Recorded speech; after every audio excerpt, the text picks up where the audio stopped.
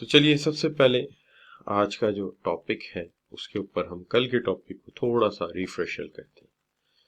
देखिए ये जो सवाल आपके सामने है ये है ऑटम 18 का ये क्वेश्चन है।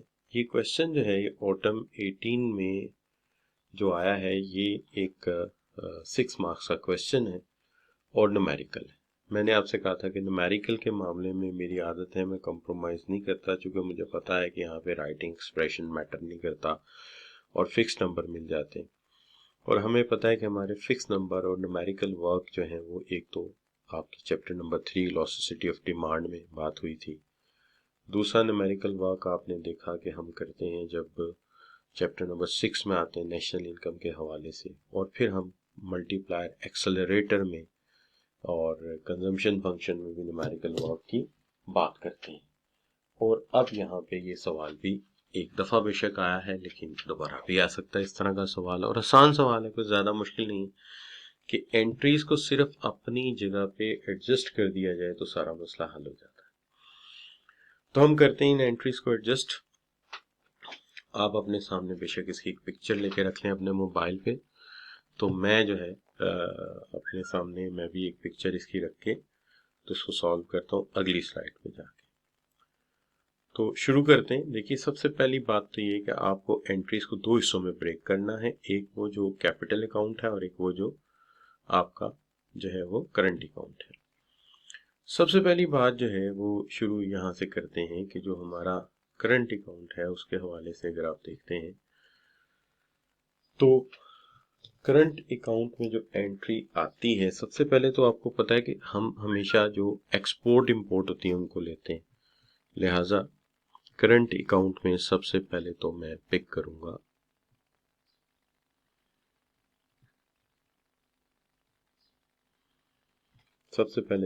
करूंगा कि जो हमारा इसके अंदर ट्रेड वाला मामला है, ट्रेड गुड्स। उसके बाद दूसरा मैं ट्रेड इन सर्विसेज, यानी सबसे पहले इंपोर्ट एक्सपोर्ट को कवर करूंगा और ये आती भी करंट अकाउंट पे है। तो सबसे पहले आ गया ट्रेड गुड्स। ट्रेड गुड्स के मामले में कंट्री तो नहीं मैंने क्लियर किया एग्जामिनर ने, लेकिन ये है कि कहता है कि एक्सपोर्ट के मामले इंपोर्ट एक्सपोर्ट में तो इन्हें नुकसान ही हुआ है, लेकिन ट्रेड गुड्स में इन्हें फ़ायदा हुआ है। ट्रेड गुड्स का मतलब ये कि जो लोग दूसरे मुल्कों में जाके ट्रेड सर्विसेज करते हैं, यानी कोई जॉब करता है दूसरे मुल्क में तो वहाँ से रेमिटेंसेस आ जाते हैं, उसमें फ़ायदा हुआ। तो ये कंट्री लाइक पाकिस्तान ही है जिसे इंपोर्ट एक्सपोर्ट में तो 75 बिलियन का नुकसान है, बिलियन डॉलर्स में, बिलियन रुपीज़ में नुकसान हुआ है, ठीक है जी।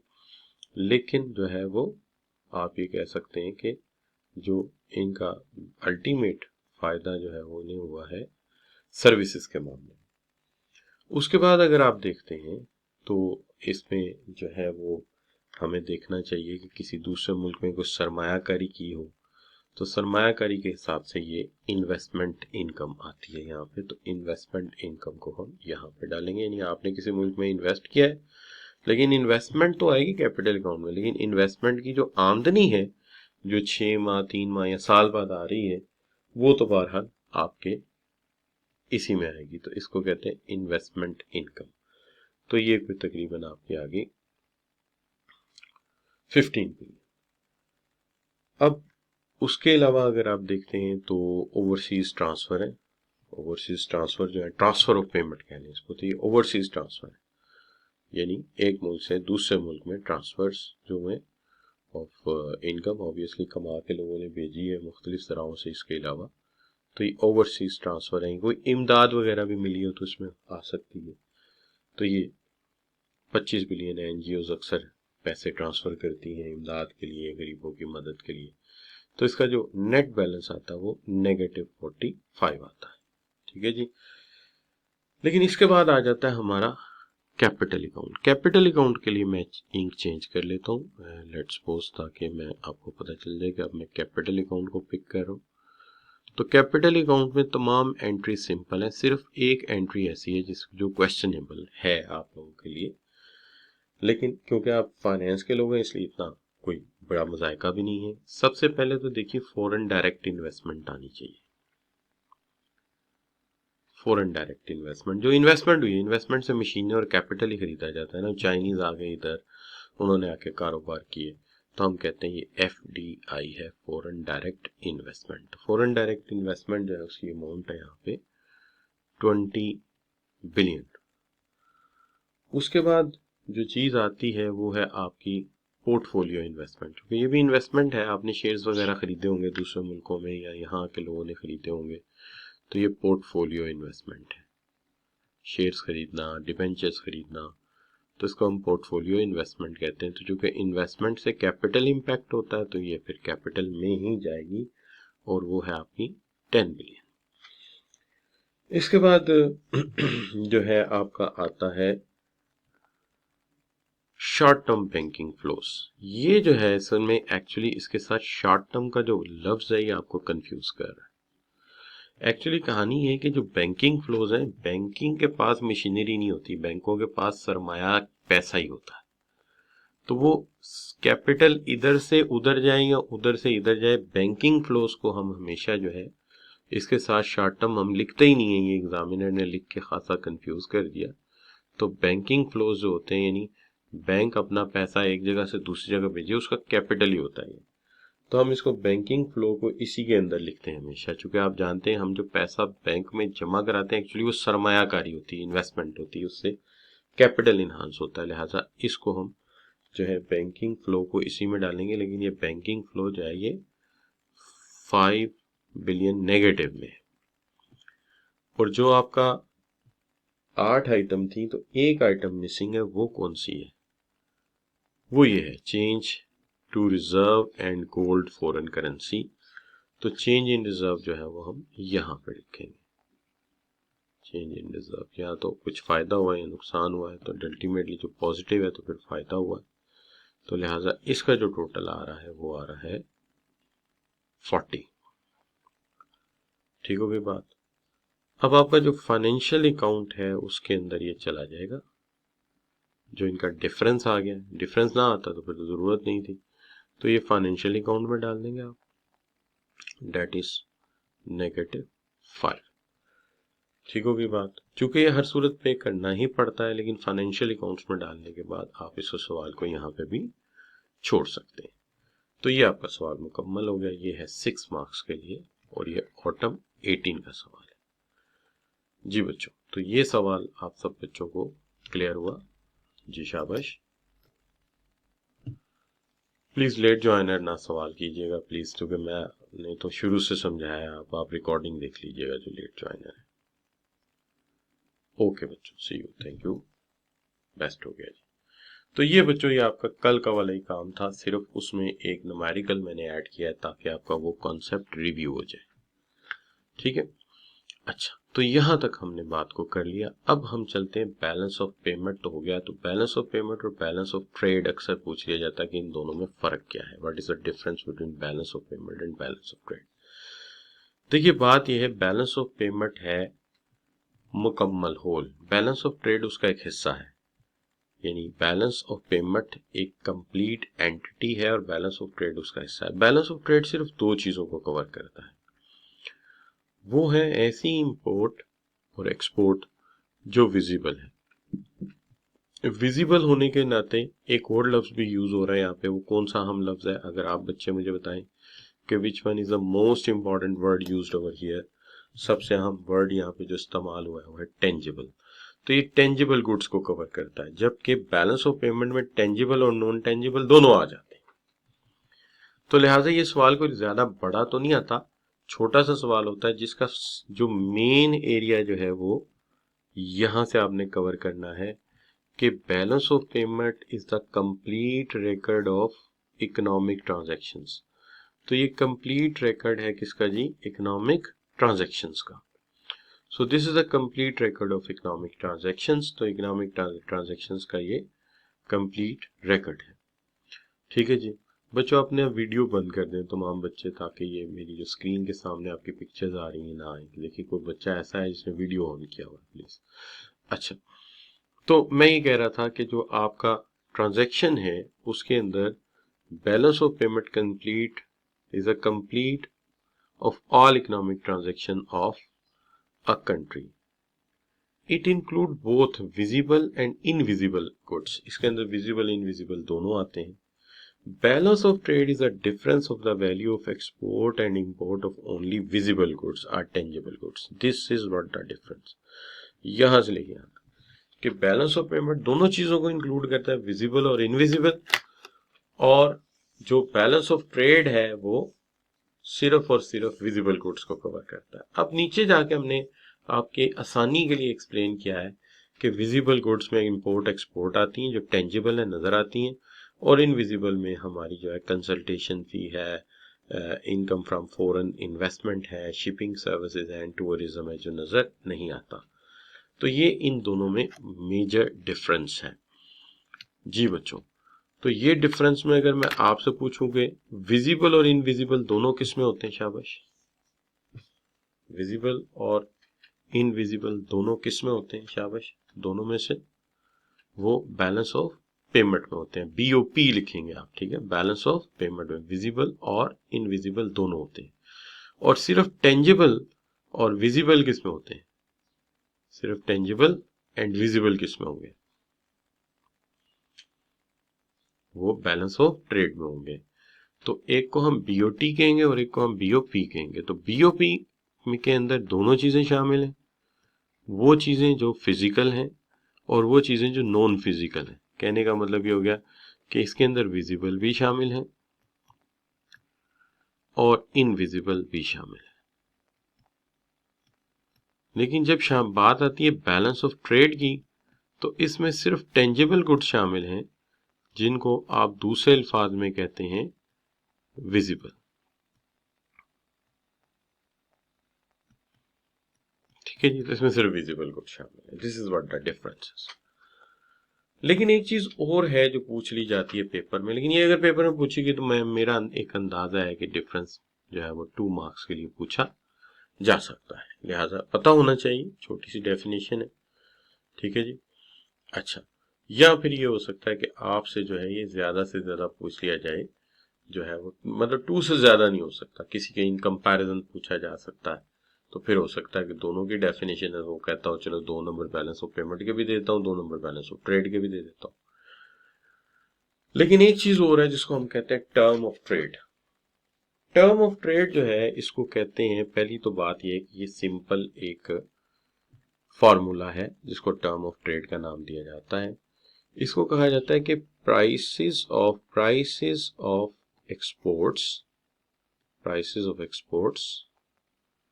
divided by prices of imports multiply by 100।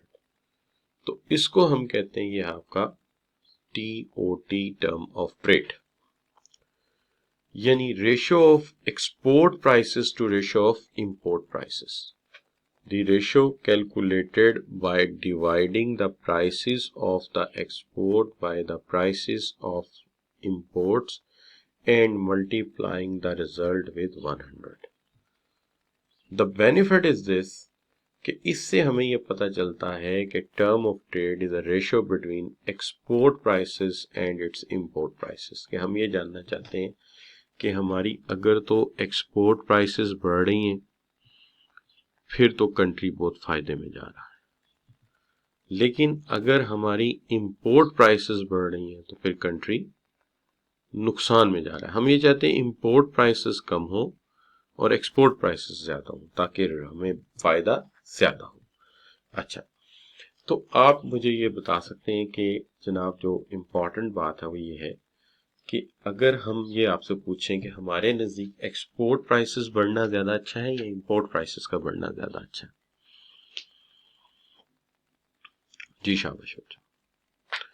Export prices बढ़ेंगी तो हम फायदे में रहेंगे और इंपोर्ट प्राइसेस बढ़ेंगी तो क्या होगा, हमें अगर इंपोर्ट प्राइसेस बढ़ गई तो क्या होगा, तो हमें नुकसान होगा। लिहाजा हम इनकी रेशियो को चेक करते रहते हैं।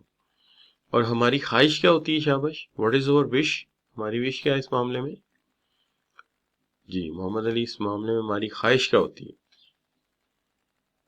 हमारी ख्वाहिश ये होती है कि एक्सपोर्ट की प्राइस बढ़ जाए और इंपोर्ट की प्राइस गिर जाए। ठीक है जी। तो सवाल ये है कि कौन से ऐसे फैक्टर्स हैं जिस पर ये सारी बात बेस करती है, ये भी तो जानना जरूरी है कि अगर ऐसा जरूरी है तो इसका फायदा क्या है या ये किस तरह से हमारे हक में हो सकता है। एक्सपोर्ट महंगी और इंपोर्ट सस्ती हो जाए। सबसे पहली चीज तो इसके अंदर ये आती है बच्चों कि नेचर ऑफ डिमांड। हमारी ख्वाहिश ये होनी चाहिए या हमें फायदा तब हो सकता है कि अगर हमारी एक्सपोर्ट की डिमांड कैसी हो जी। एक्सपोर्ट की डिमांड, शाबाश,